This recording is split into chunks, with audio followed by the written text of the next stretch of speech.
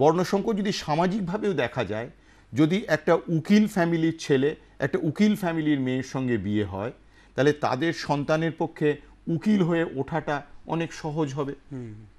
রবীন্দ্রনাথ হতে পেরেছিলেন দেবেন্দ্রনাথের ছেলে বলে বা ঠাকুরবাড়ির ছেলে বলে।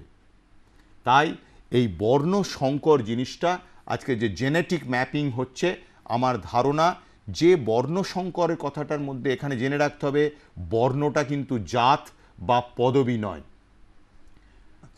ভগবান বলেছেন যে চাতুর্বর্ণং ময়া সৃষ্টং গুণ কর্ম বিভাগস।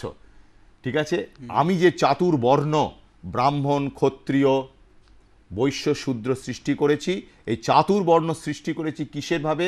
তার বাবার পদবীর জন্যে নয়, there is no reservation for SC ST, তার ধর্মের জন্য নয়, ফর রিলিজিয়নের জন্য নয়, কিসের জন্যে?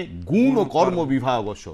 গুণ মানে তার যে ন্যাচারাল অ্যাপটিচিউড অ্যান্ড অ্যাটিচিউড আছে এবং যে কর্মে সে দক্ষতা প্রকাশ করতে পারে, এই বেসিসে আমি 4টে সম্প্রদায় সৃষ্টি করেছি। মানে তার মধ্যে যে ন্যাচারাল যে গুণটা ফুটে উঠেছে তার জন্ম, সেই বেসিসেই এই বর্ণ বিভাগ হয়েছিল। আমাদের খেয়াল রাখতে হবে বর্ণ এবং আজকের দিনে যাকে আমরা জাত বলি এক জিনিস নয়।